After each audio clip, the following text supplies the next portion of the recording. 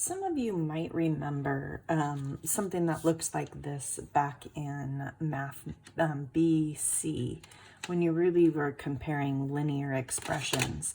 And the first kind of thing that we learned with linear expressions is we created a table, and then from that table we could make a graph.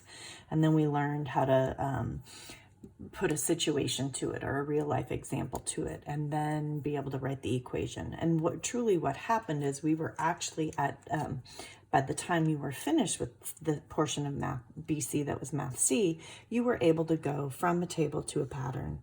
You were able to go from a pattern to a table. You were able to go from a table to a rule, from a rule to a pattern to a graph, and from a graph to a table, and back and forth. And you were able to make all of those different connections. Well, we're going to do the same thing with proportional situations. And really what today's lesson is going to be about is being given one of those situations, being able to generate all of the other possible situations. So I'm going to use an example in the situation that is my example. Is that we have a colony of bacteria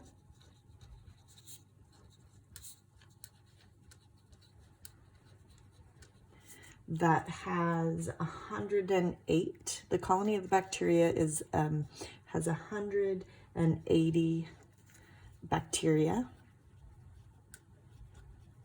at noon. And we realize that it is decreasing in size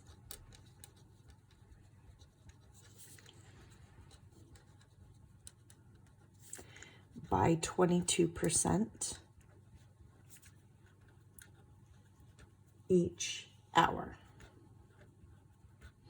So as we're thinking about these things, one of the things, I think the easiest way to do this is to always go to the rule first, because most of you are pretty comfortable, I believe by now, with the fact that our equation should be in the form of y equals a times b to the x power.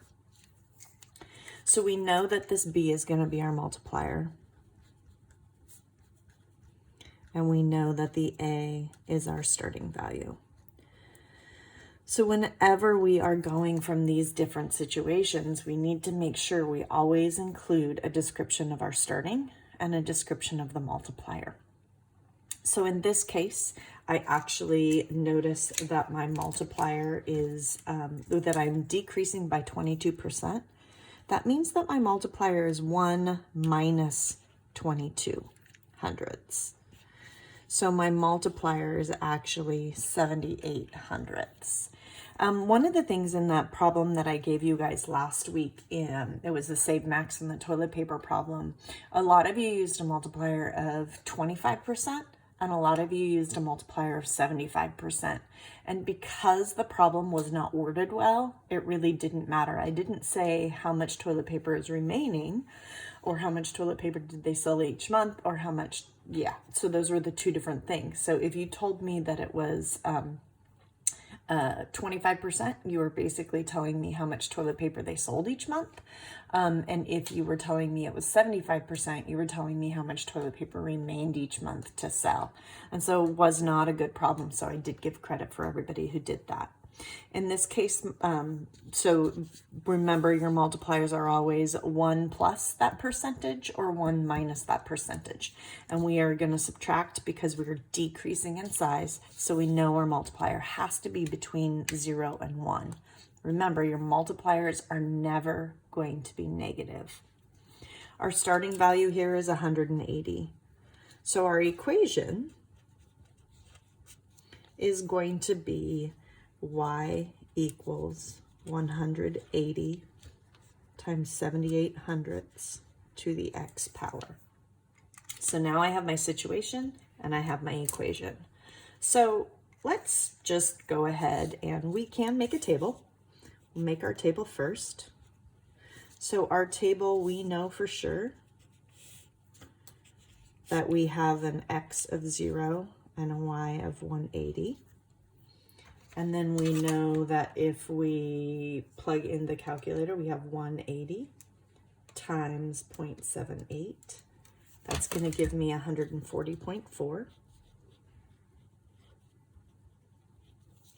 Now the thing is, this isn't enough information here. Yeah, 2 points can give me a distinct graph, but these 2 points could give me a linear graph or an exponential graph.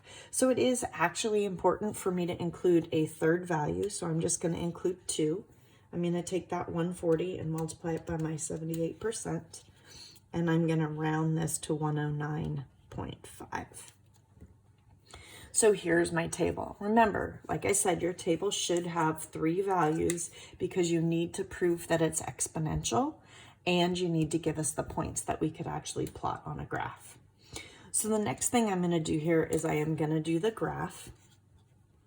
And I'm actually going to just sketch this graph. So when I ask you for a sketched graph, I think everybody is familiar that what I'm really asking you is just to rough it out. You don't need graph paper for this. You just kind of need to be able to give me an idea of what we're talking about.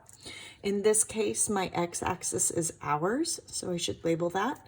And my y-axis is bacteria. Remember when we were doing our Desmos graphs for chapter 4, we always made sure we went in and labeled the axes. You should label your axes when you're doing this. I know that it starts at 180, so maybe I'll make this like 200 right here and make this 180 right here. Okay, and yeah, I'm not really going to have enough room for all my graph, but that's okay because we are just talking about the sketch of a graph. We also are talking about hours, and we're going to just use positive whole numbers 1 through 5 for here. So as I'm making this graph, one of the most important things, remember, you're really just trying to be able to go to any of these other areas. So I think the easiest thing to do is to mark that 180, 0, 180. So we're going to label that. And then I should label at least just one other point. It doesn't really matter what that other point is, but I should label that second point so that if somebody was looking at this graph, they would be able to calculate what the multiplier is. My graph doesn't actually have to say what the multiplier is, but they have to be able to generate the multiplier from my graph. So we really want to make sure that we have 2 points from it. I did use my y-intercept, and then I used the second point that I had generated. But if you think about this, this is what we worked on last week. I could figure out, I could take 109.5 and divide it by 180. And that would give me approximately no, I don't know what it would give me. Let me do it. 109.5 divided by 180. Because remember, that's our new over our old. And that actually, so 109.5 divided by 180 was equal to 0.61 approximately. And we took 2 steps to get there. So b squared was approximately 0.61. So if I now take the square root of my answer, I find out that that is approximately 0.78, which is what our multiplier was. So that was just me double checking it and kind of reiterating what we were doing last week when we were taking the points from the graph and writing the equation. So when we talk about the different multiple representations, again, we're talking about a table, a graph, an equation, and a situation. A lot of students a couple weeks ago had trouble with that situation. Remember that the situation is just putting something in context, giving us a real life example of what would actually mean to have a graph with such an equation. I hope this helps, and I hope you guys good luck on this week's homework. Let me know if you have any questions.